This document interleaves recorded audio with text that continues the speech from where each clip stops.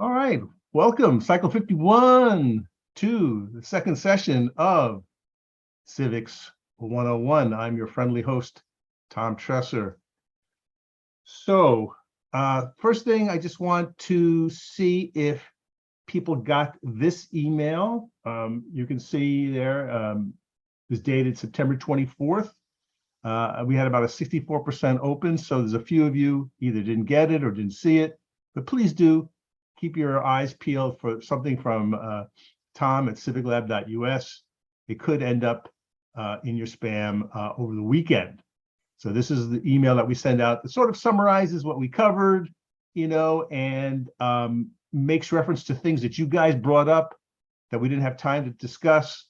So I dropped some tasty links in there that you might want to explore based on the things that you all discussed or things that we had a few minutes to talk about, but we really didn't have time to go into in depth. Okay, so to recap a little bit about what we did last week, we introduced the concept of civic engagement, and we talked about it in two big, large buckets. The first was sort of what is your belief system, or where are you coming from when we enter this idea of civics, politics, public life? And we talked about beliefs. So these are the kinds of beliefs that one would hold as they walked into this work as adults. And the second part, which was how to do civics. And we covered the first of three topics, which was the civic heart. Okay, so we asked you to fill out this little quiz thing from the Pew Trust called Political Typologies.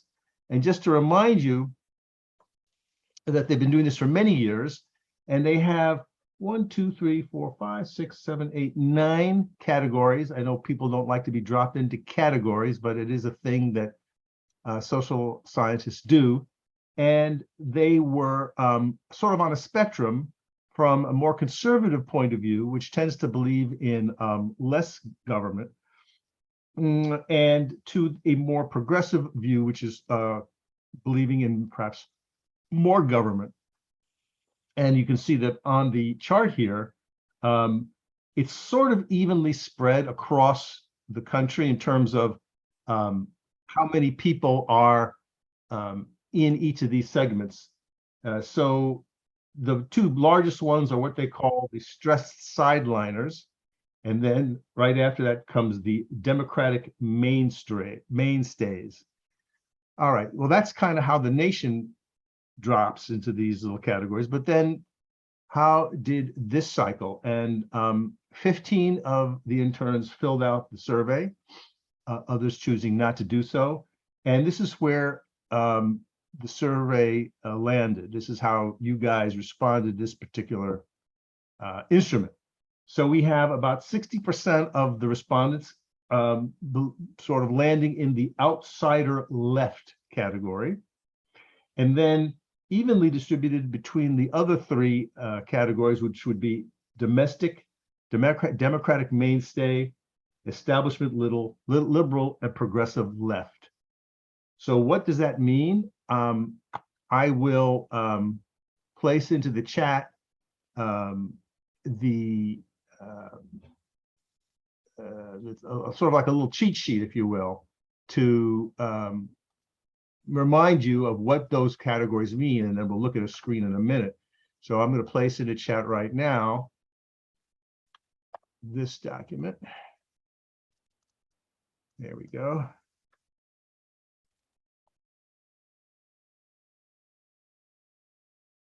And then you can see, you can download it at your leisure. And it describes those categories a little more robustly. Yeah, here it is. Where is it? There it is. Okay. There you are. Okay, it'll appear in chat in just a moment. But here's how Pew describes these particular categories.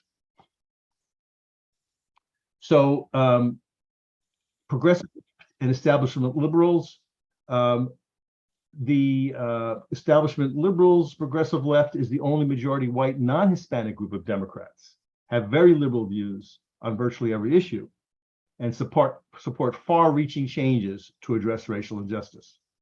Establishment liberals, while maybe just as liberal, are less persuaded of the sweeping changes. So there's a little nuance there in terms of the difference between those two groups. Then the other two groups that people identified as Democratic Mainstays, which is the largest Democratic oriented, as well as the oldest, as I say, in terms of age. And finally, the outsider left is the youngest group, and they voted overwhelmingly for Biden, very liberal on their issues, and they're deeply frustrated with the political system, including the Democratic Party and its leaders. So if you can see yourself in any of those, we recognize that the instrument has got some problems, but I think it's kind of useful. And what I'm kind of interested now in is reactions. Taking that quiz, sitting with those results for a little while. What do you think? Were you surprised? I know we had a little bit of a conversation, but I'm interested in your thoughts now after having sat with that for a bit. You can put it into the chat, or you can just unmute and share. Political typologies, useful, not useful?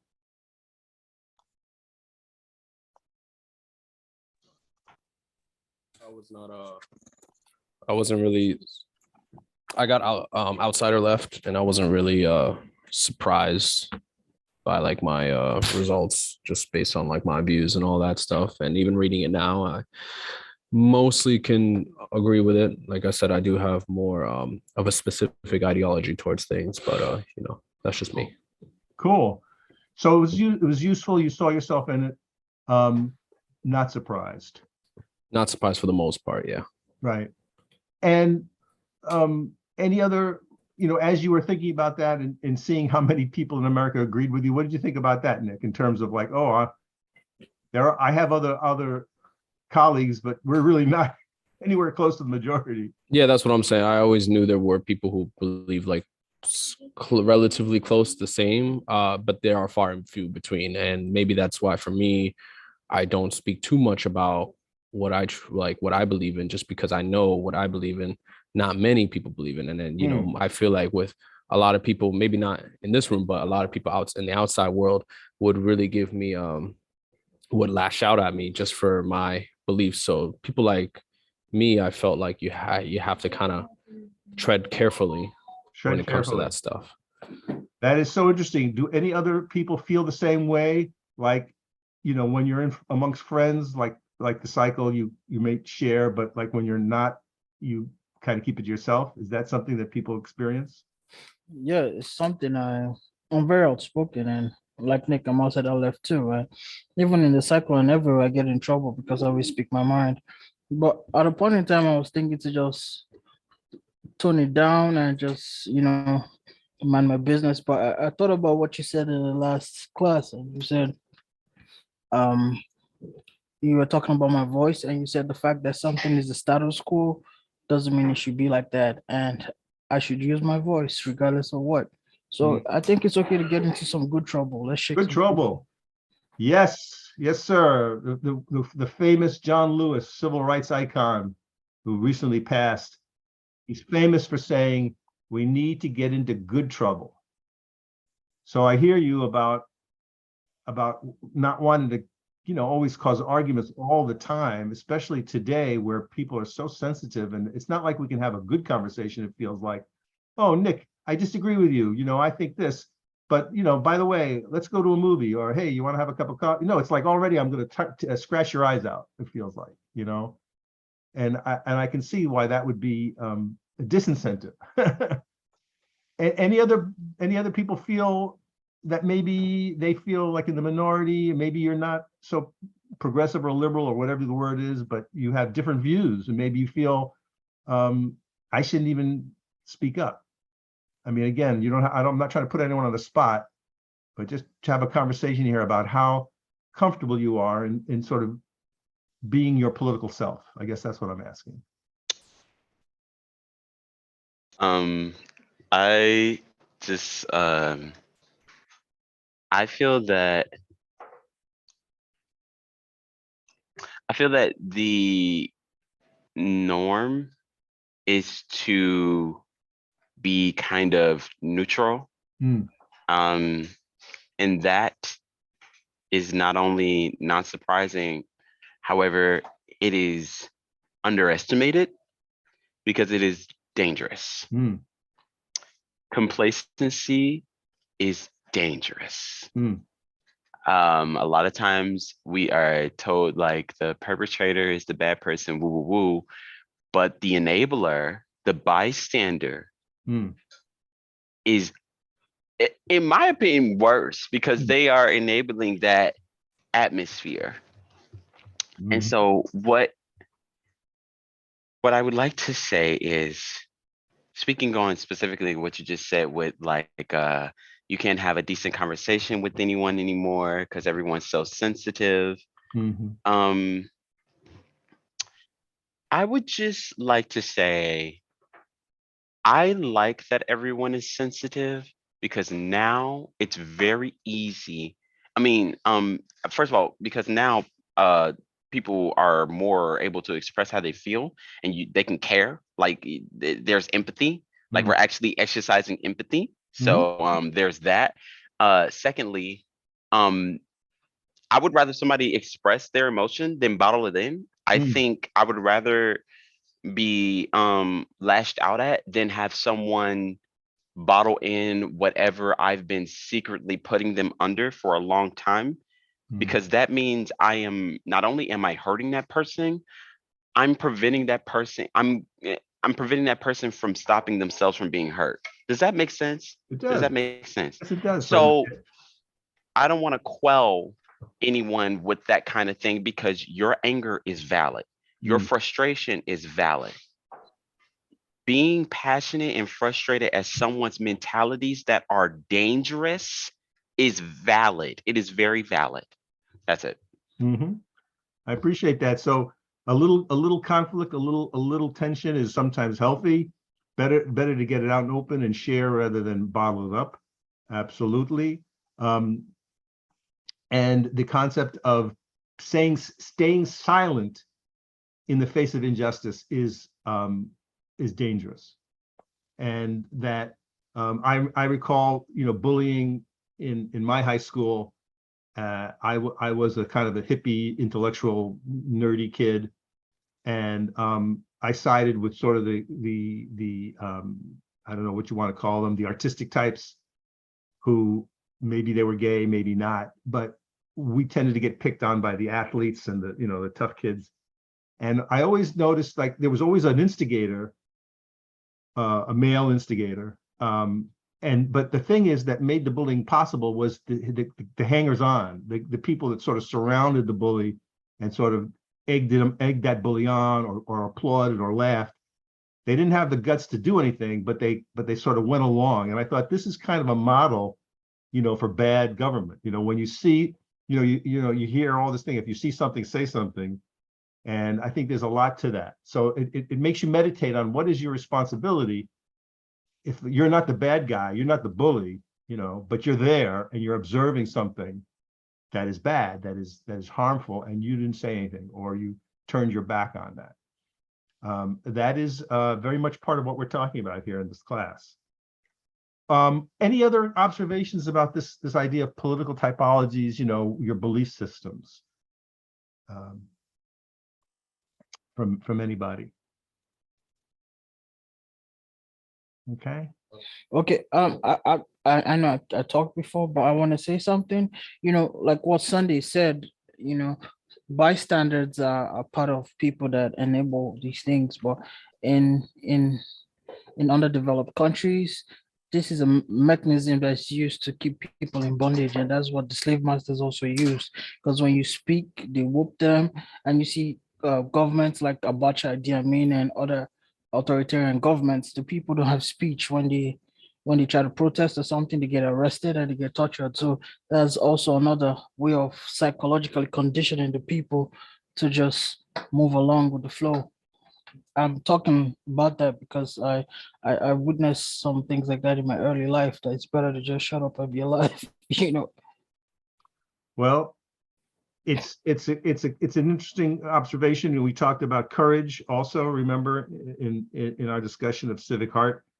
And it does take courage to speak up when you see something, especially if it's the police or a powerful entity, you know, the state, you know, or even, well, not even that. If it could be just in your community, could be just your friends. You know, sometimes it takes courage to stand up to your friend, just as much as it would to stand up to a policeman or you know, some bad ruling that you see in society. When you, I think maybe now that I think about it, it might even be harder to speak to your friends when you see something that you don't agree with, because then they'll turn their backs on you. Okay, well, this is a good introduction and a good review of the typologies. I just remind you that by the time we're our age, you might say that that's set in stone. You are who you are. The belief systems are what you have. But we like to think that we keep an open mind, and that, you know, if something comes our way that contradicts our belief system, we might want to give it a little space to touch us, even though that's a little hard. I do realize that.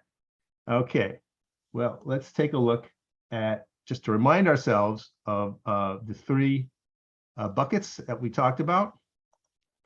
Remember, now we're talking about how to do civics. And we said that we're looking at three large domains: your civic heart, what is your disposition, your character to enter into this work? What's your brain? What stuff should you know? And then your muscle, what kinds of things should you be able to do?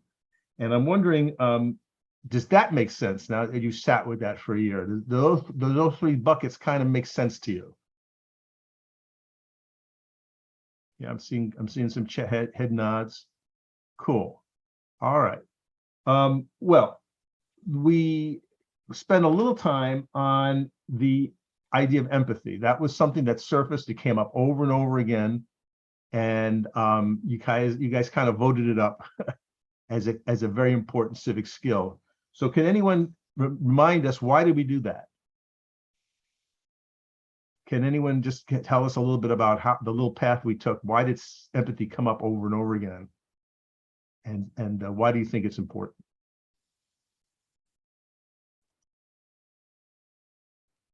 Empathy and civics. What's up with that? Empathy was raised because we discussed that in the end, one needs to be willing to do things for others that they may not meet, or like if you do good things for them and you'll never see the impact, it's still betterment for us all. So you need to have the empathy there. Yes. And anything else about empathy? What is it? What does it Yeah. feel like? Yeah, I'll say the graphic design you put on the screen is a perfect artwork that shows the abstract meaning of empathy. You got to see things from the oppressed eye, because that way you put in yourself in the person's shoes and you know how it feels. So you would know how to address the issue better. So basically, empathy is seeing things through the lens of the next person's eyes, the oppressed eye. Yeah. And what I mean, so I used to be an actor, right? And often you are given the job of playing a character who's not like you, maybe even a murderer or some crazy person, right? And you have to go into that role and understand the world from that character's point of view. Literally, an actor must see the world through another person's eyes in this fictional way, right? And oftentimes you'll see a good performance, whether it's on the stage or the screen, and go, boy, that guy totally, you know, blew me away. He so was like whatever. But then, you know, then you see the actor in an interview and he's speaking with a different accent. He's like from Australia or whatever. She seems to be shy or whatever. You know, it's like, what? She played a mad scientist in the, you know. So actors are used to doing that. But is this something that we are used to doing? Is it easy to do you think? Empathy? Is empathy easy to do? Yes. In my see, okay. In my opinion, it should be easy to do if you like, I don't know, care about humans. But if you don't, then yeah, maybe it'll be a little difficult. If your worldview is warped by society, and indoctrination, then yeah, it might be a little difficult because those ideologies and mentalities could lead to a very, very easy pipeline to like dehumanizing people that aren't like you or that society doesn't deem as subliminally doesn't deem as human or equal. Sure. So yeah. Right. So this could be for some people easy to do. It's their natural inclination, and for others, it may be hard to do. So we just recognize that, but we want to lift up this skill called empathy, this practice, if you will, and suggest that it can be improved on, just like going into the civic gym, right? You want to improve a muscle, if you want to think about this, a civic muscle, a civic ability. And so we're going to spend some time thinking about this now. We're going to go into small groups.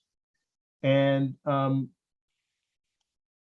what we're going to talk about is this. We're going to go into our small groups, and we're going to ask each group to think about how could we expand our abilities to be empathetic, and just brainstorm. Think of it like a skill. Think of it like a muscle or something, and how can we work on it? Even though it's an emotional, it's a character thing, but I believe that it can be improved if you have the intentionality, right? Even what Sunday said, notwithstanding that there are a lot of could be barriers for sure, right? Prejudices for sure, absolutely. So even taking that into consideration, I'm going to ask you guys to think about now, how can we build our civic muscles? All right. And you'll have 10 minutes for the exercise, and we'll be asking you to use your Jamboards. And again, we've created a special Jamboard for you, which I will now put into the chat. Okay, welcome back. I know you guys have never left, but thank you for doing that exercise. And let's review what you guys came up with for thinking about how to build your empathy muscle. Let's take a look at group one. And anybody want to take us through what you all discovered? Okay, so group one said being transparent, knowing how to listen, think about people's backgrounds, and then practice the skill of thinking outside of ourselves. Knowing how to listen. Tell me more about listening. Why is that on that list?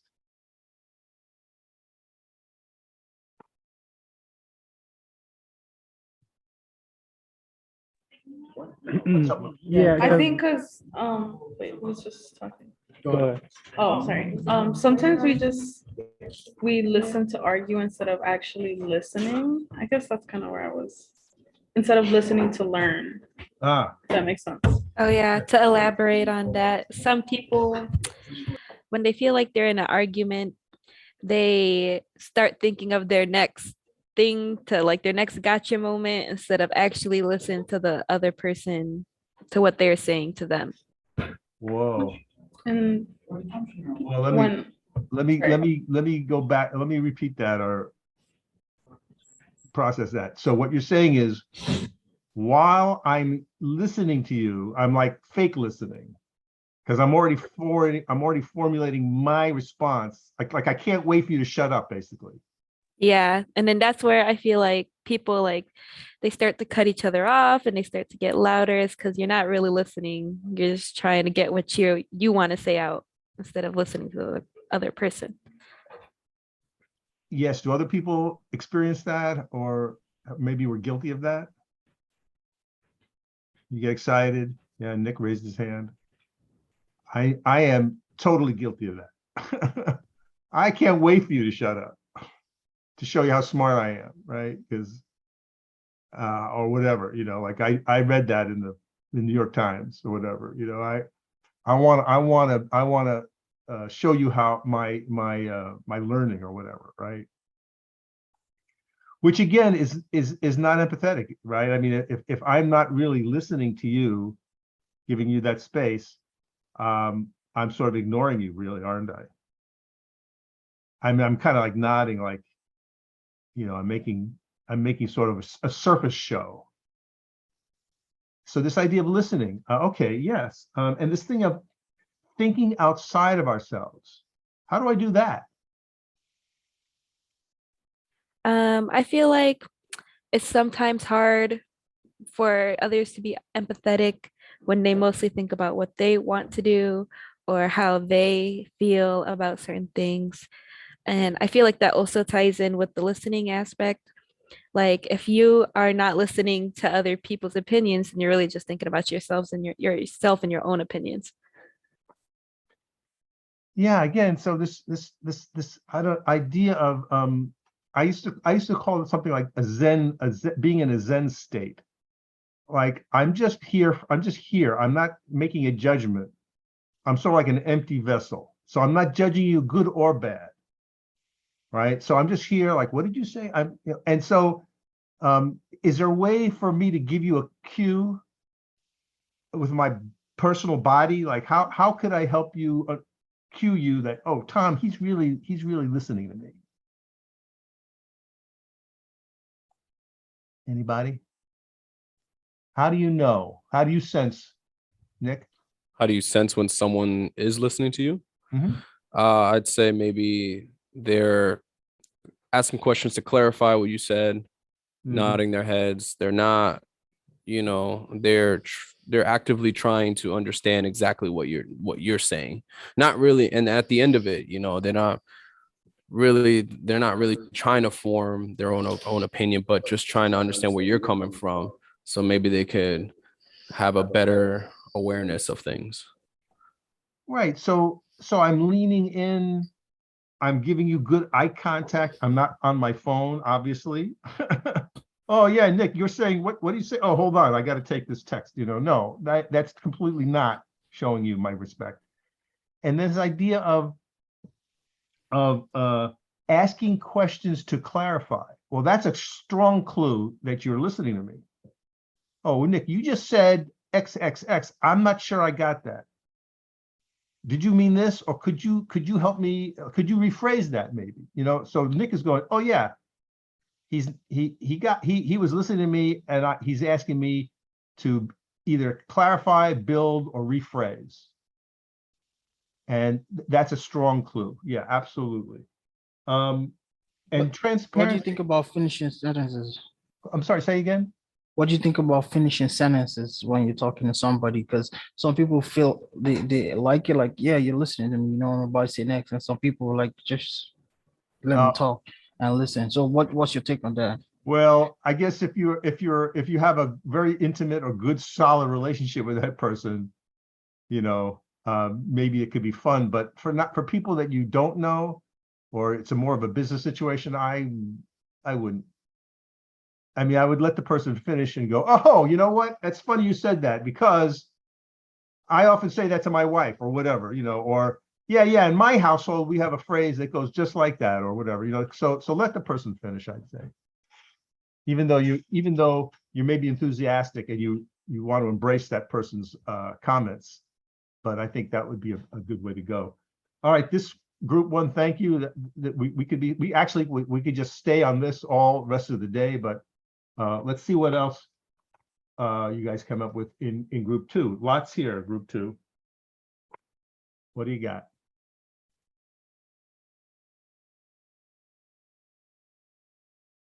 Giovanni, Anthony, or George? Well, from what I put is excuse me, I have awareness, analyze the situation, be a leader, have critical thinking, take action for those need help, be educated, have a sense of altruism, volunteer. Oops, I misspelled volunteer. Listen to I believe who wrote that? Listen to stories from those others ignored. Hmm. Yeah. Well, yeah. So this is something off from what I wrote, but Yeah, separate last one. yeah, these are, again, a lot of things here. Now, critical thinking is something that is very meaningful to me. What do you mean by critical thinking? Uh,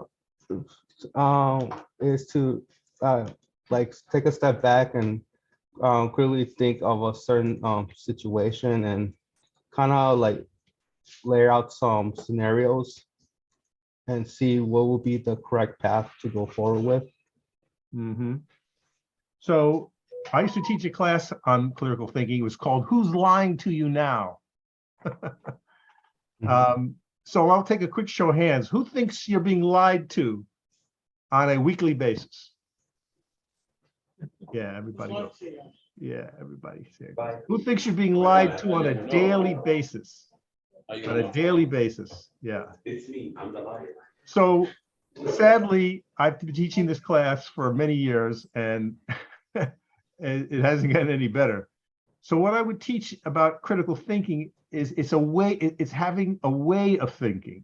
Think sort of like a pedagogy. It says, I'm just not going to take any old piece of crap that comes over the transom or over the internet as gospel. I want to have kind of a point of view about the information that's coming my way. And one of the things that I would urge you to think about is when you get messages, wherever they're from the TV or the internet or a speaker, a public speaker, a leader, what have you, you want to ask yourself, who's sending me the message? And what might be their vested interest in me going one way or another? And so if you don't know who's sending you a message, that should be a trigger. That should be like a red light, like something comes over the internet or an email or somebody just tells you some gossip. Where did that information come from? That's a very critical point of view. But yeah, critical thinking, a very, very underused part of our muscles for sure. Why volunteer? Why is that on the list? To me, it's to kind of practice, helping, helping the community, kind of give you to help you grow a bit empathy, to see what are the issues, what are the issues going on, and if you volunteer, it gives you a better perspective of the issue. So, Tom, this is a room full of geeks, including me. Yeah. And with all these big, beautiful words and intelligence, it makes me feel like the average uneducated person is not capable of being empathetic, Oh, the average uneducated person is not capable of being empathetic. Oh, that's a challenging statement. What do people think about that? That is, never mind, I'm wait. Like with all these big words, you got to be educated, this, that, No, I'll and just we all tell you, geeks. I just tell you, Michael, we're talking about emotional intelligence. There's many kinds of intelligence. Howard Gardner, a famous researcher The from line is breaking. speaks of 8 kinds of intelligence. Howard Gardner. I'm going to make a note to send you some information about that. And having book learning or like learning being mathematical or something, that's certainly an intelligence. But emotional intelligence, which is, there are 2 kinds: being aware of your own self, your own feelings, that's looking inward, knowing yourself, like Buddha, looking into yourself and knowing yourself honestly, and then being aware of others. I'm aware of the people around me and I respond to them like with empathy and compassion and love, like Jesus maybe. So that's a kind of emotional intelligence that's outward bound. And that is for everybody. Martin Luther King said, you don't have to have your particles, you don't have to have a PhD to help people. And so, so I would answer in the negative to that statement, Michael, that everyone, regardless of whatever their station is, they could have 5 degrees or no degrees, doesn't matter. We're speaking of something else today. Yes, if you have 5 degrees, you're going to know shit for sure. But you can still be an asshole, right? You can still be not a great person. Doesn't matter your book learning. All right. Oh, the reason I was saying that is, there's just a lot of words that are kind of attached to certain hierarchies. That's what, and I was imagining an average person that didn't have the privilege to get all these things. That's why I said that. Oh, sure. Like, yeah. Well, that's a different kind of observation. Yes, who gets to be in the classroom is a good point. You guys are in the classroom, so you have the space to discuss these things. Yeah, as I mentioned in our first session, what we're doing here today is not normal.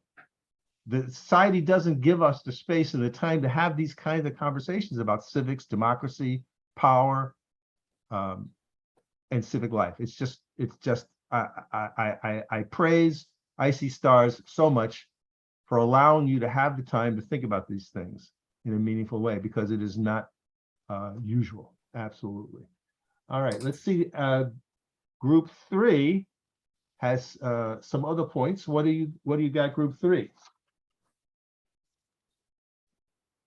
You guys go first. Okay, so in group three, we have sympathy, compassion, like you were talking about Jesus Christ. You should have compassion because that's the roof of all the positivity. Okay, I'm not familiar to quote scriptures, but without compassion, there can't be empathy. Then constant effective communication. So it's not just about communicating, but so I had an experience with somebody and I was seeing things from a different perspective, even though we were both seeing things from a different perspective, but constant communication made us to understand each other better and where we're coming from, and effective because the receiver has to also clearly get the message and give a feedback. So it's not just communicating, it has to be effective and constant in order to change certain perspectives or understand certain perspectives. Do you all want to say something? Let me not take over all this.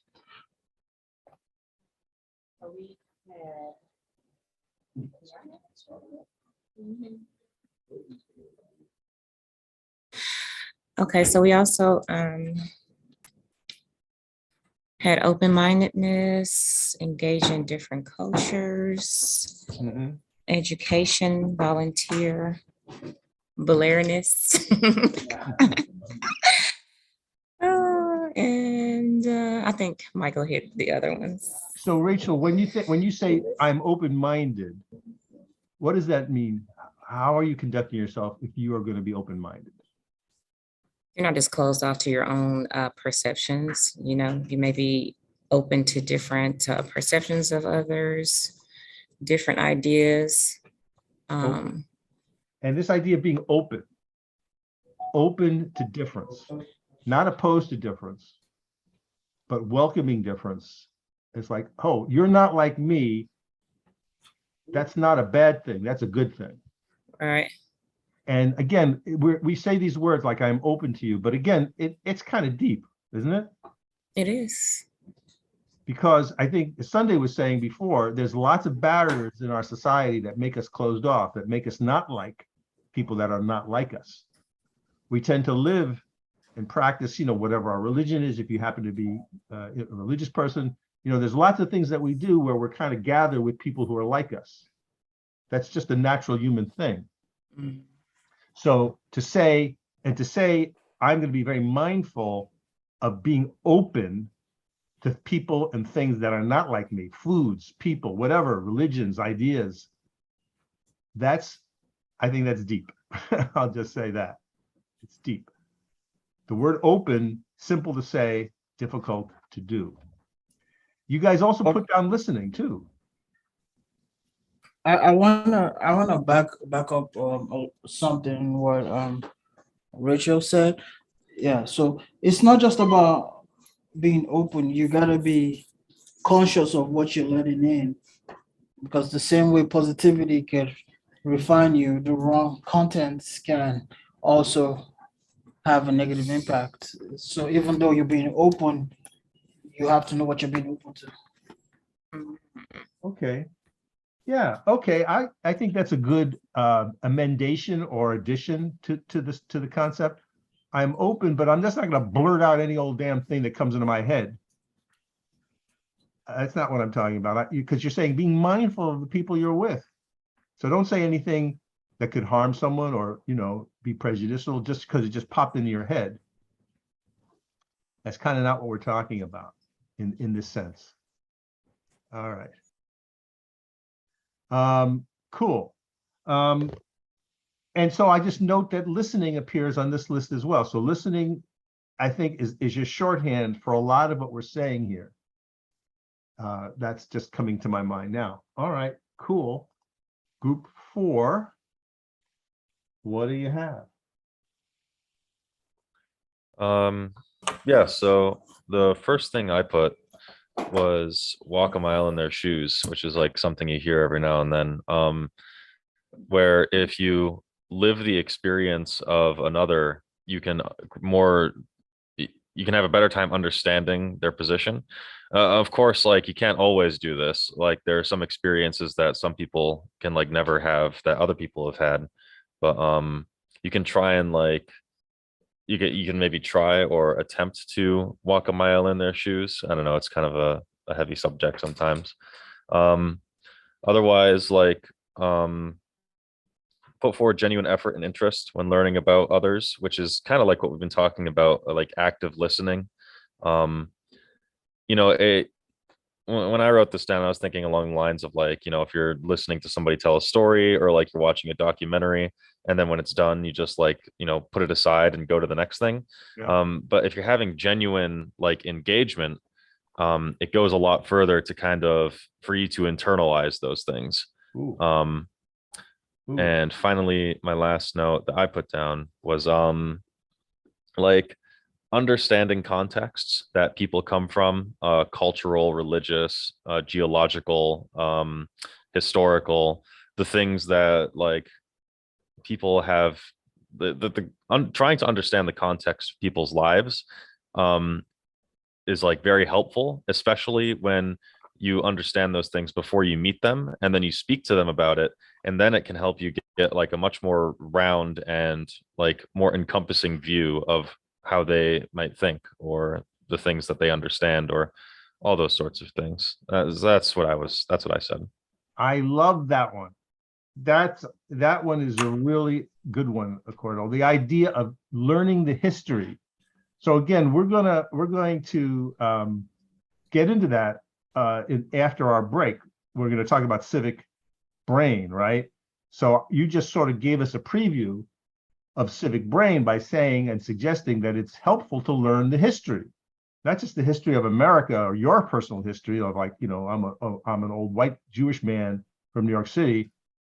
Know about a Latino person or an African-American person or someone who's just not like you and the history of their people or of their community or of their background, whatever that might be. And how might I do that? How could I learn if I wanted to about Rachel's background or Sunday's background or, or different aspects of society? How could you learn? Mhm. By just asking questions. I could ask questions. I could ask questions about, if there was a book that I could read, could you suggest one perhaps, or a website or something? Yeah, actively engaging, Googling, etc. And so this idea of exploring history suggests also something that I think is important, and that is being a learner. So again, back to, and this circles back to being humble. So if you say like, I don't know everything, and I'm curious and open, and I reveal my vulnerability by just asking stupid questions like, where do you go to church? Or would you mind telling me about that practice that you did where you were fasting? Why did you fast? I don't know. So it's not intrusive, but you're genuinely interested. And then that person say, well, I fast because in my culture, we do this or that, the other thing. And here, you can go to this website and learn about it, whatever. That's what I'm talking about. So yeah, you're intentionally learning, which means you're a little humble. I don't know everything, and I'm curious and I want to know. Awesome, awesome point. Easily overlooked. Okay, now. Go ahead. Go ahead.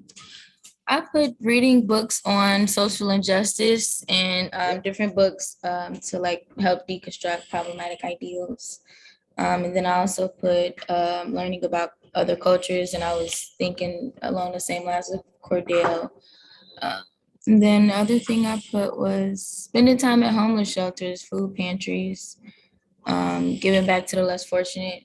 I feel like you find a bunch of people from different walks of life there, and just seeing like their vulnerability and like being of help could exercise your, I guess, civic heart. Was that one of the thingies we were trying to exercise? So yeah, I feel like spending time around them could make you more receptive to other people's. Now that's really a preview of our third bucket of activity. And so what you're doing is you're giving us another preview, but you see how these things are tightly connected. So that you're saying, if I want to be more empathetic and be more open and be more vulnerable, I will intentionally volunteer at a place that I would never go to normally, not to look down on people, but to open myself up to this experience. As you say, I think Cordell said, walk a mile in someone else's shoes by being helpful in that situation, going to that shelter or whatever the example might be, that you normally wouldn't do. And you're doing it, again, not just as a science experiment, because you're genuinely interested in learning in that experience. And that's, I would say, pretty hard to do, pretty admirable. I mean, as busy as people are, if you actually find the time to do something like that and learn from it, that's pretty amazing, actually. Pretty easy to say, hard to do, again. All right, last group, group number 5. What do you got? Can you hear me? Yes.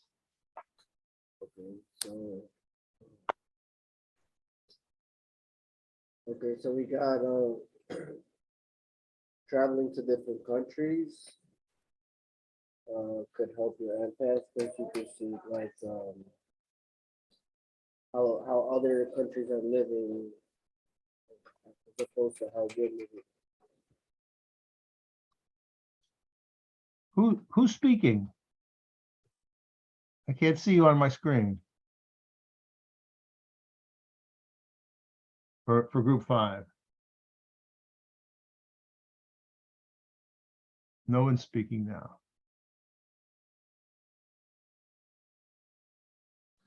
There you go. You can hear me now? Oh yeah, there you go. Okay, go ahead. Can you see me? Yep. Okay, perfect. So we got a few things. One is like travel to different countries, because like when I go to like Mexico and other countries, I realize what other countries don't have, and we have it, and we take it for granted, like running water, like a sewer system, like bathrooms, working toilets. We really take that for granted, because like a lot of the world still doesn't even have that. So that built empathy on my part. Also like volunteering at a homeless shelter builds empathy on my part, because like you get to you get to see how people are living on the street. You get out of your comfort zone. You get out of your bubble, you know? Yeah. I like to experience different cultures. Like I said, it kind of ties in with like the Mexico one, but I like to see different countries. Like I like Amsterdam because it's like a whole different culture than over here. Yeah. And I would have never experienced if I would have never went to Amsterdam or London, you know? It's just completely different culture than over here. I got a lot. I'm gonna just pick one. Volunteer at a youth center, like a boys and girls club, like where young people sometimes they don't feel safe outside, but they want to be outside. They go to like a YMCA, like a youth center, you know, where they could do activities, but feel safe. So like volunteer at there. What about this one that you have here, being humble? Why, well, again, I think we've talked about it a bit, but why is that on the list here? Why is being humble? Yeah, why is that on the list? Well, for me, I try to be humble about everything because you never know what somebody's going through. You know what I mean? And so what does that mean that you're humble? Just say it another way. Dana, help me out here. Okay, so basically, it's like you're humble when like you know you have it, but you don't flaunt it. Hmm. So it's like two people could be standing next to each other. Somebody probably got $1,000 in their pocket, and somebody got $10 in their pocket, but you wouldn't be able to tell the difference between those two people because the person that has $1,000 in their pocket, they're not all over and all in everybody's face saying, "Hey, everybody, I have $1,000." And especially depending on what neighborhood you in, you can't say that you have $1,000 anyway because that might Yeah, initiate somebody to rob you or something. for sure. But still, like it's just about being humble and like even like I understand, people want to buy like the Gucci belts and all the Louis Vuitton and all that, but you clearly I see that too within like African American and Caucasian. Or even I just see that like sometimes the African American with all of their money, they'd rather show that in their dress. Whereas like a Caucasian person, they could have like $1,000 and they could have like $100,000 in their bank account. All they wear is like a t-shirt and some shorts and some sandals or something. So we always seem like we want to wear our money and we don't even have any money in our accounts, like to show that. Like, and I think like that's where it comes with being humble. Like you can have it, but that don't mean that you gotta flaunt it. Like you just have to know how to carry yourself. Like it could be a millionaire walking down the street and you wouldn't even know it because he just got on like a t-shirt and some jeans or something, and then you could see somebody else that has nothing in their bank account and they have on Louis Vuitton shoes. They got on like a whole thing. Like but it's like, but where's the money, the savings, like the thing, like you could have. Yeah. What I'm hearing is this idea of surface, something that's show versus something more deeply real. And this idea of flaunting. So I'm flaunting, I'm showing off, I'm bragging, I'm pushing my shit around and kind of making you feel small, right? Yeah. Because maybe I'm hoping you don't have anything in your pocket and I'm just going to show you I'm better. Here, I'm going to flash my big Rolex watch. Exactly. Yeah, but when you actually have it in real life, there's no need to flaunt it because you know you have it. Why is there a need to flaunt it if you really have it?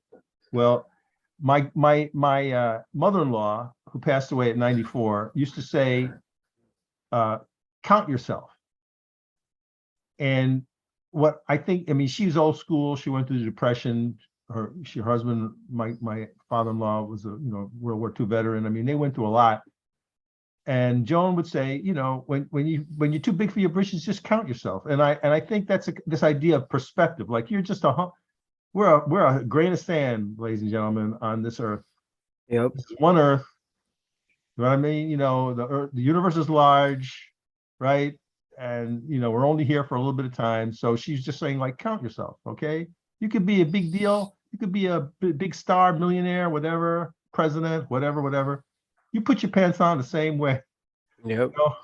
One leg at a time.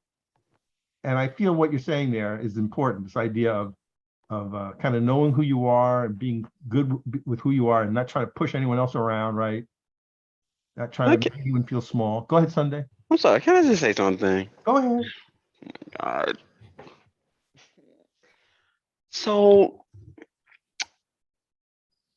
I want to take the part where she said that there will be a European American person who has very minimalistic wear but has a lot of money. But there will be there'll be an African American person who What? Oh, I'm sorry. Anyway, so there'd be a European American person who's minimalistic, but then there'll be an African American person who like likes to flaunt their money by wearing expensive things, whatever. My thing is, why are we pointing a finger at somebody who's just actually spending money in their community and actually like maybe they're like expressing their art and how they feel or and how they feel through their dress, and we're not pointing a finger at somebody who's dressing minimalistically, however has gotten everything that they've gotten off of the backs of like black and brown people. Like why do you think minimalistic wear is the move for rich people right now? Is because they do nothing but mock and imitate poverty. That's all they do.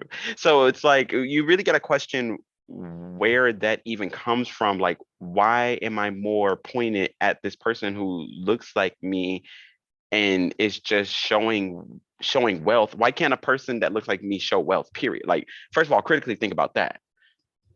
And yeah, it's just very a weird direction to point that kind of blame at. I don't know. I would really encourage people to critically think about how money flows in this country and how cultures exhibit money and where morality lies in that truly, truly. You make an interesting point, and we will actually address a bit of that in our third class. You give us a sort of a preview, actually. Appreciate that. A good comment. Donna, do you want to say anything about Yeah, it's not, I'm not putting any blame at all. I'm saying it's about the accountability. I'm saying like if Black people want to learn financial literacy, and I didn't just say Black, I said anybody that wants to learn financial literacy, it's about the accountability at the end of the day, because if you're trying to save money, then no, they say that I searched this up. They say African Americans are of the biggest consumers. Like we are but we never have any business of our own. We're coming up now, but we're of the biggest consumers anyway. So I feel like it's about the accountability. If you say that you're trying to save money and that you want money and that you want to be wealthy, then why do you like Jesus said, if you have it, then why do you have to show? It's not a problem that you want to show it. Then why do you have to show it when you don't even have any money in your bank account to begin with? Like, because you're steady spending it all on money. Like that's my thing. Like it's about the accountability at the end of the day. It's nothing wrong with dressing like you have it, but if you have it, you shouldn't even have to flaunt it if you don't have any money in your bank account at the end of the day, and you keep talking about you want to learn about financial literacy. And Also, if I could just add, Somebody has to turn on the mic. That's my mic on. yeah, I have something to say also. can I just say, and it always comes down to priorities also too. Like what's your priorities? Like, is it having designer clothes or is it having a property on the block? You know what I mean? It comes down to what the person's priorities is, whichever person it is. Okay, yeah. So I just want to say that I feel like you guys are assuming that these people have financial literacy knowledge. Like they were able to access that knowledge. They were taught that in school or they were taught that by their parents. A lot of people in Black and brown communities aren't taught financial literacy. And that's why that was my burning issue. How do you know how to buy a house? Do any of y'all know how to buy a house? You own a property, right? Who taught you? You taught yourself? Okay, how did you get those resources? My parents were illegals here. Okay. And I didn't know nothing. They didn't know nothing. I had to go on the internet and look how to do it. And then I showed my parents. You have internet at home? You had internet to do that at home? Well, Okay. Well, But what we're saying is, hold right, on. But I'm just saying, like, You go home. we're ahead. saying we're making this like a priority issue, and sometimes people just don't have that knowledge. And you know, for some people it might be a mental thing. Some people are shopaholics, and that's a real addiction, and it might stem from somebody not ever having anything in their life, so they finally want something to show that they got some money, and they probably wanted something to show for that, you know. So I feel like there's a lot of layers to this. It's not just absolutely they don't have their priorities straight. Yeah, no, I agree. I'm a shopper. I could tell y'all right now that I'm a shopaholic myself. Like I know that. Let me recognize Devon. He's got his hand up. Devon, what do you want? I'm sorry, Go ahead. Oh no, I just wanted to ask a question because I thought that conversation was on. Now I understand conversations like change, but I thought the conversation was on empathy. And I just don't see how people dress and what they got in their pockets got to do with being empathetic, because you can have money in your pocket and dress however you want to dress and still be empathetic at the end of the day. So I would just that was just my kind of I thing. I just understand. got a little Cool. lost. Well, let me just say, first of all, about this idea of financial literacy, huge issue. And I have a separate lecture that I do on wealth building in America. That's really depressing. That speaks to the questions and the points you just raised about who owns what in America, household wealth, who owns property, and it's very depressing. Before we go back to topic, can I just say why minorities aren't, the reason most minorities aren't financially literate is because of racism. Like what am I trying to say here? The way society has set us up, like even with our public school systems, media influence, what they put in our neighborhoods, liquor stores on every corner is right next to a church. Like it's much deeper than your priorities just fucked up. You just want to go buy the Gucci belt before you buy a house. They don't even have that inkling in their head to even think, hey, maybe I should invest this money, because that's just not where their mind is. That's just not how they were raised, and that's just not the environment they grew up in. And I can speak for myself when I say that I have a lot of family members that aren't even interested in learning about financial literacy because of where we grew up at, like being on the South Side, a bunch of drugs in our community. That's just not where most of, I won't say all minorities grow up in that conditions, but most. And I think that's why they aren't, but off topic. I just wanted to say that. No, I get it. I mean, this is related to a larger issues of the cards that you were dealt before you came into this world. So exactly. you were born into a certain community. You had nothing to do with that. And some communities, as I said, north of Roosevelt versus south of Roosevelt, have all that stuff. There are people in your life who own businesses. I mean, again, you grow up as a child seeing what you see, and if you can't be what you don't know. You can't be what you can't see. I mean, that's just human nature. Exactly. You can't be what you can't see. Exactly. Precisely. Part of what we're trying to do here in our civics class is to lift this stuff up and name it and call it out. So, okay, you guys covered a lot of territory. Really pretty amazing. So let's just quickly just scroll through these screens. You see the screens with the post-it notes, right? Hold on. Now you see it, right? Post-it notes. Yes. Okay. So you see a lot from group 5. That's just a lot of good stuff. Same for 4.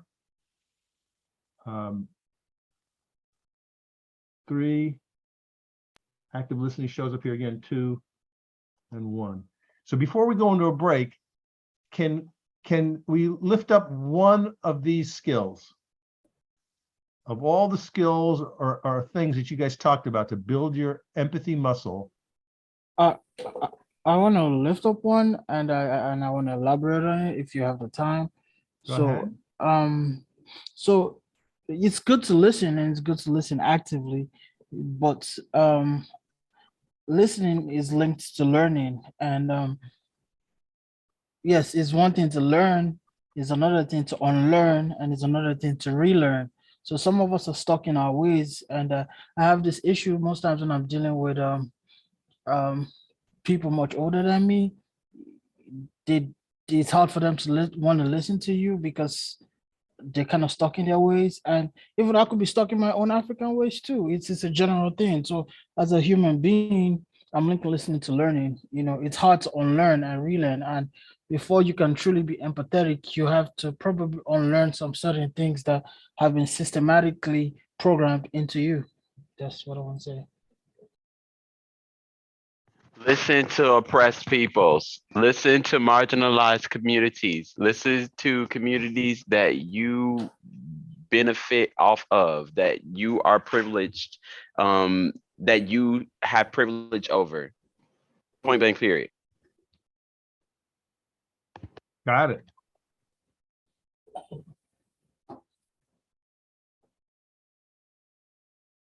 I'm putting these into chat too, so we'll save them. I love it. Keep going. I know that we don't have control over everything, but I just say do take accountability over things that we do have control over. And that's all I'm gonna say. Okay. Like what? Like things that you can control in your life, like things that things that you literally can't control. Like just take accountability. Like if I know I got 3 kids, like I know that if I'm not gonna get a job, we gonna be homeless. So like I'm not gonna let nothing get in my way, nothing stop me, because I know we gonna be homeless. So I'm saying like if you got control over that, or if you have things to take care of, people looking up to you, people to take either if it's your siblings, your grandma, your grandpa, whatever. Sometimes you can't let nothing get in your way. I understand we got traumas and we got all of that, but I'm not gonna let nothing stop me from taking care of like my family at the end of the day. I'm saying things that I'm saying for every single person here, things that you do have control over, control those things, the things you don't, pray about it, let it go, but just take accountability for the things that you can control at the end of the day. So that's all I'm gonna say. I'm gonna make a suggestion, looking at all the screens again. I'm gonna suggest that this thing called listening is a shorthand for a lot of things. Learning, being humble. And I'm gonna suggest that listening might be your number one skill. And do people show a hand, thumbs up? That's something that you might agree with is kind of underneath a lot. Yeah, I'm seeing that, a lot of head nods and thumbs up. Okay, so before we go into break, I will put into chat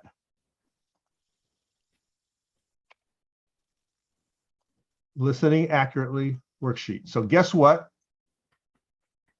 I thought that this might show up. So here is actually a worksheet that you can download and practice. And I'll see if during the break, maybe someone can print it out and maybe pass it around the group. All right, so let's do this. It is 10:22. So let us take a 5-minute break, okay? And then when we resume in 5 minutes, we'll get into our second bucket, which is called Civic Brain, okay? Let's go, 5-minute break. We're back. So if you could just call out to everybody, make sure everyone, the Avengers are assembling. I'll just say that I put into the chat a PDF about your final assignment, which is due in 2 weeks, in which you will make a brief presentation based on your burning issue, which you will sharpen up so it's not vague. And this presentation will have to have a few things. Your name and cycle number, state your burning issue clearly, and then at least 2 slides with data to back you up. Like, how big a deal is this issue is what we're trying to get at. And what will happen if this issue is not addressed? So the 2 different kinds of data. One is about scope and gravity, and the other slide is more about the trend and how this is going into the future if we don't stop this bad thing that I'm so concerned about. All right. Sometimes we call that data porn, and the internet is filled with good slides and graphs based on research. I want you to find 3 groups in the United States that are working on this issue. 1 group in Chicago, 1 group that deals with just the policy of the thing you're talking about. So it could be very thinky, very academic. And 1 group that's kind of in the street, right? In your face about this issue that you kind of like and admire. And again, it could be just a screenshot of their websites with just a sentence. You know, the American Civil Liberties Union was founded in 1897, and they stand for protecting the freedom of speech. Here's the website. Boom, and you're done. Okay, so that tells me that you've done a little research about this issue and who's dealing with it. But the most fun part I want from this presentation is, what is your solution? Use your civic brain and your civic heart and your civic muscle to imagine a world without that issue, and how do we get there? And you can take a few slides if you'd like to explain yourself. And again, money is no issue. There's no boundaries to your thinking.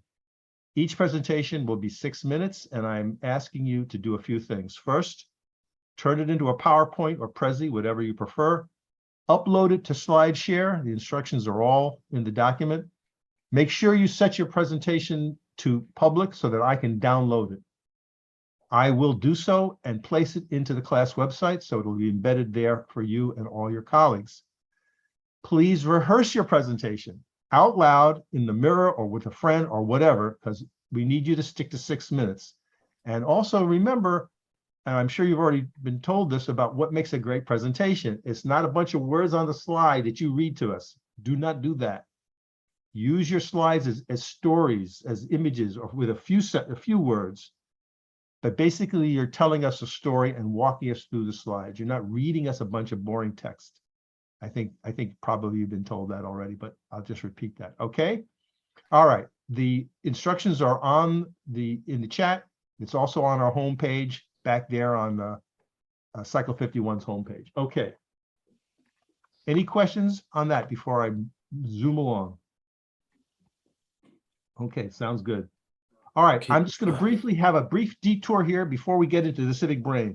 I told you at the beginning that we're going to discuss on and off this idea of civic leadership.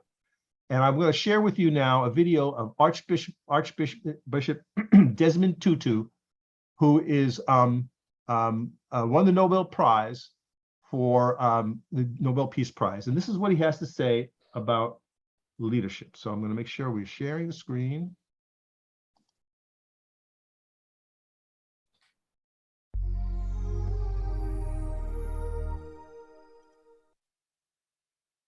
What, in your opinion, makes a good leader? What qualities? Yes. It's a question that we've had to deal with quite a bit, looking at some of the leaders we have had who have sometimes led their countries into disastrous situations. I think ultimately you want a leader who is also a servant. I mean, really, the leader is a leader because he is a servant. When you look at some of the greatest leaders, Nelson Mandela is someone who is not in it for his own aggrandizement. He leads on behalf of, for the sake of. That is one.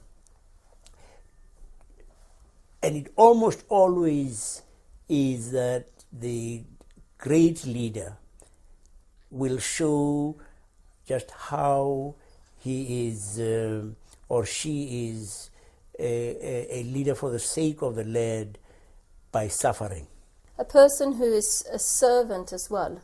That is the ultimate. For me, yes, that you are not one who is seeking self-glorification, who wants to feather his nest. Just say at I mean, you can look at Mother Teresa or Mahatma Gandhi, the Dalai Lama. You'll see that a great characteristic is they are doing something, sacrificial in a way for the sake of those they are serving, and suffering. Well, the Dalai Lama has been in exile for 50 years. Nelson Mandela was in jail. Mother Teresa lives with the poor. She lived with the poor. Mahatma Gandhi, you could go on. Martin Luther King.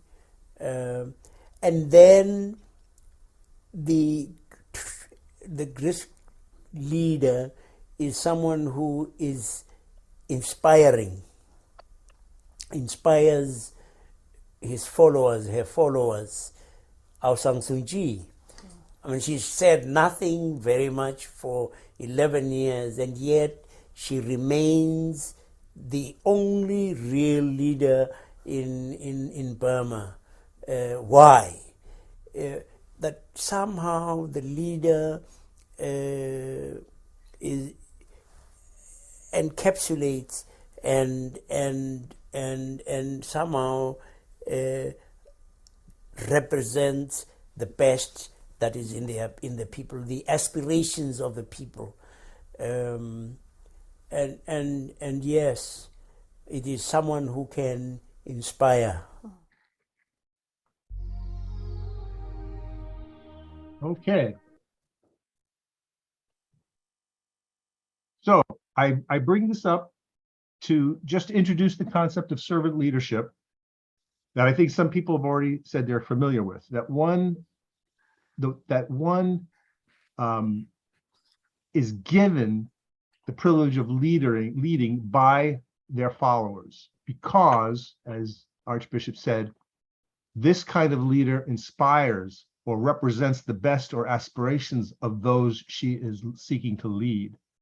And it is not about, as he said, feathering your own nest or just getting power or making money off people. That is not the kind of leadership we're talking about. And we're not talking about leadership because you're the boss, like, it's granted to you, like I'm the colonel and you're the sergeant, so you have to obey what I say. That's not what we're talking about. The kind of leadership we're talking about can be given to anyone, regardless of their quote rank or status, because it comes from the people that he or she is leading, that you are working with.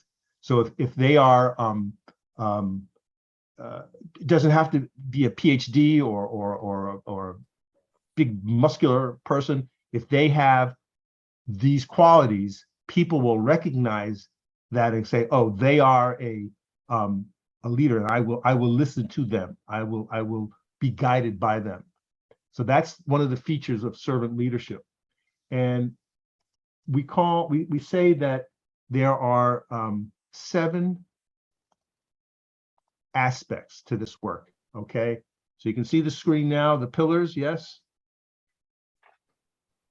Okay, so these are the 7 pillars of servant leadership. And I teach a whole class, nothing on this, so we're just touching it briefly. I'm going to put into the chat right now, again, another PDF, which you can download. Here it is. It's called The 7 Pillars of Servant Leadership. All right, so that'll appear in the chat again. You're free to download it and look at it. But you can see from this chart, the 7 pillars are being a person of character, someone who puts people first, someone who is a skilled communicator. Now, you guys touched on this many times already, this idea of being a two-way communicator, being a listener. That's also in a person of character, is a good listener. Puts people first is also very important for listening. Has foresight, able to think strategically, is a compassionate collaborator, is a systems thinker. Again, this idea of context, history, and you lead with moral authority. Moral authority, not just because you do it because I say to do it, but it's moral authority. These are the 7 pillars. Now, what we've been talking about so far with listening stands, and empathy stands there. So by building your empathy muscles and then by specifically honing in on our ability to be deep and compassionate listeners, we are touching these first 2 pillars very strongly. So that's why we're trying to make these connections between the aspects of servant leadership and our civics. All right. That being said, we now move into our second bucket, which is called the civic brain. And here we're going to ask the question of you is, well, what should be in your civic brain? We're going to send you into small groups again. We'll give you 10 minutes. And the task before you is looking at here. What stuff should you know? What skills should you have? And what resources might you need in order to have a good civic brain? Okay. Again, we're going to give you 10 minutes and we'll put you into the small groups immediately. All right. Thank you for jumping into that exercise, everybody. Again, great comments are filling up the Jamboards. So we'll briefly have time to go to each group. Please give us your top skill or thing that you think will build our civic brains. Group 1. I can speak again if that's cool with everyone. All right. So yeah, what I put down is kind of like what we talked about earlier, is having being able to learn about the context that influence people. And in addition, I'd also say having an environment with reliable and constructive peers that allows you to continue to grow and not be like sidetracked or what's the word I'm looking for? Basically, you want a positive environment to continue learning and growing. Positive learning environment. Yeah. Awesome. Sweet. Group 2.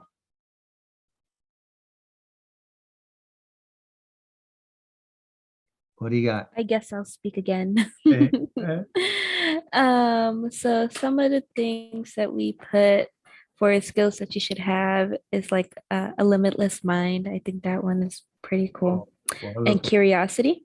Lovely. We also put communication skills for stuff that you should know, how to listen, and know about like different personalities.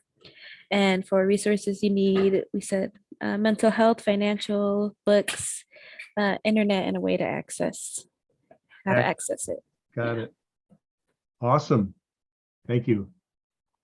Group 3. More good stuff. For skills you should have, I would say our main one was critical thinking.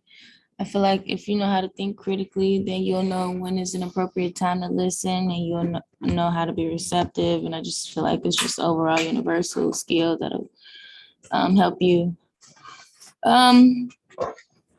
Resources you should have. I don't think we have anything really on here for that. And what was the other one?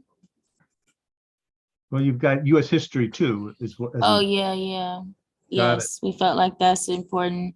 Well, just history in general also, they put, we feel that that's important. Know where you came from will help you know where you're going. I agree. Group 4.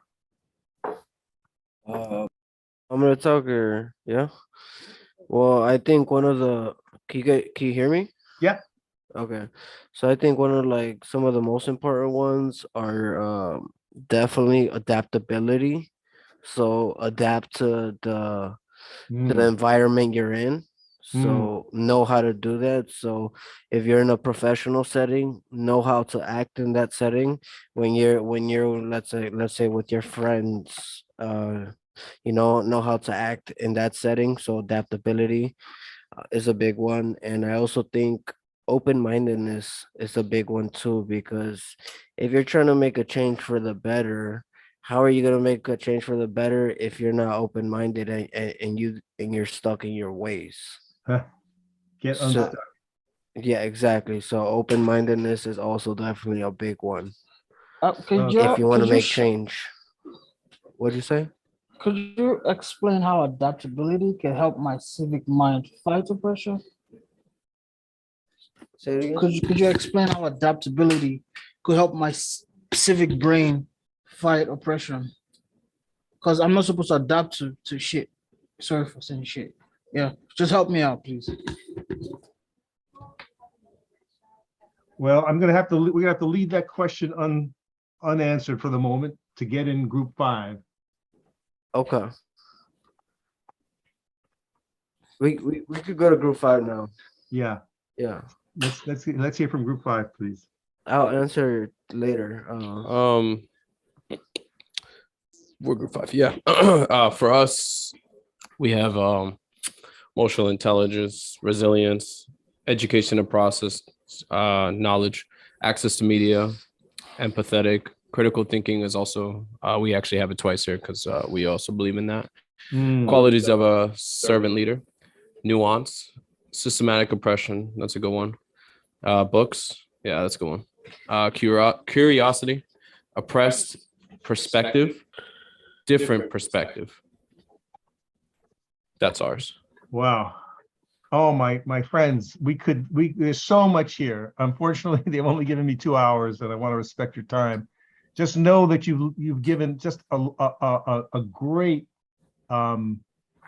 a wealth of things here to think about. Now, in session number 3, coming up in a week, we'll revisit Civic Mind and maybe get a little more focus on it. And I will share with you again some things that might go deep on some of the things that you brought to the table. to bring up our civic mind. I'll see if I can send in some resources about critical thinking, because that seemed to come up several times. I think it's super important. And this idea of history, this came up. Know the context. We'll have a special treat when we bring in an outside expert, and we'll listen to a recording of the TikTok historian. You may have heard of this young man, 22-year-old African-American gentleman from Chicago, who's got several 100,000 followers because he is explaining context, and we'll hear from him.